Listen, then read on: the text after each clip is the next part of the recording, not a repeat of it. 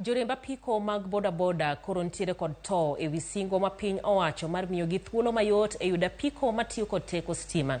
Edwin Okoth notwak kod moko kuom joriemb apiko ma bende oserito singono ka giwacho ni pek mar medruok e nengo mauta koro oserocho ohalano kendo gikwayo sirkal mondo tem ochop singono mar chwalo negi apikogo mapiyo piyo. Developing, and by September this year we will have a mechanism where you can get your boda that does not need petrol, that will be run on electricity, one that is financed by not a predatory system, but one that respects the interests of those who purchase the bodas. Medruok e nengo mauta koro medo paro ne joriemb apiko singo mane jatend piny Kenya William Ruto ogolo ni joriemb boda biro bedo kod yore mag yudo apiko matiyo kod teko sitima karom dwe mar 9 higani. Joriemb apiko ywak ni nengo petrol masani okalo $200 lita ka lita ochomo kama goyo ohalano piny. Sani ok chamre. Lita achiel en $211 point something. Koro mondo mi iting me ka in gi pikipiki mar loan mondo mi ichul en mzigo. Na hii pikipiki unapata mwana bodaboda amekuwa akilipa shilingi 500, alafu anajaribu anatumia mafuta ya 300, inakuja 800. So kama saizi mwana bodaboda anatumia mafuta ya 600 ama 700, ukiongeza ile loan analipa 500, that is inakuja kitu around 1200-1300. Huyu mtu hakuna kitu anabaki na at the end of the day. Sasa sisi tunafanyia serikali kazi na tunafanyia kampuni za watu credit. Sasa tunashangaa kama hii Kenya imekuwa shakaola na serikali ndio Makenzi na kinaturamba ama tunatuelewi kunaenda aje. En pek magiwacho ni oseloko nyaka pach jok mane uso negi mauta matin.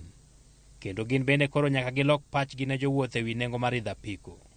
Idhi to ging'isi ni wago lita achiel dhi mbele. Koro nyaka ibed gi pesa mar lita dhi mbele. Moko mane wandeso 50 100 gisetamre. Koro maisha tek nowa kaka an jatelo ma Kibera gi kaunti ma Nairobi kar 50 sani wadwaro go marufuku, wadwa chako ting'o gi $100. Koro ka nyalo duoko nwa mafuta cha kech kiting'o 50 ibro dhi trips 2 tiyudo ni ohalo wang'i.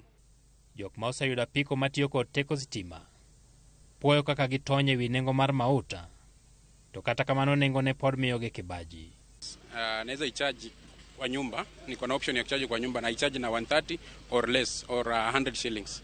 Inanipeleka hiyo 65-75 kilometers, inalingana na kazi nafanya na ile speed naenda. Compare na ya mafuta, saa hii lita ni karibu 200. Hiyo lita moja inaweza kupeleka kilomita 20. Wa reduce bei ya hii pikipiki. Waiweke ikuwe chini ndio ule mwananchi wa kawaida pale nje akuwe rahisi kuipata. Bei noore, kichulo loan tiyudo ni chulo 1,500. Ta 1,500 mano kakawe nyamburko moro kata mana probox moro ta sombo godu mata uso. Kidhi charge ot i-charge gi $100. Odwaro units 4.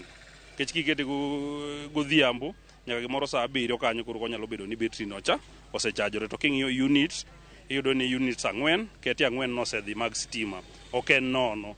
Joriemb apiko bende wacho ni ikruok pok okete yo makare, kendo kata bet kod apiko no sani en ting' ma jo apiko mathoth ok nyal kaluwore kod nok mar kuonde ma inyalo chaje. Kata kuonde michaje iyudo ka stages mang'eny kata e Kibera kae, kech awuoyo kaka e Kibera kama wuothie, ok ane ka nitiere kata charging system achiel kata charging port achiel mar battery mar tiyo gi stima.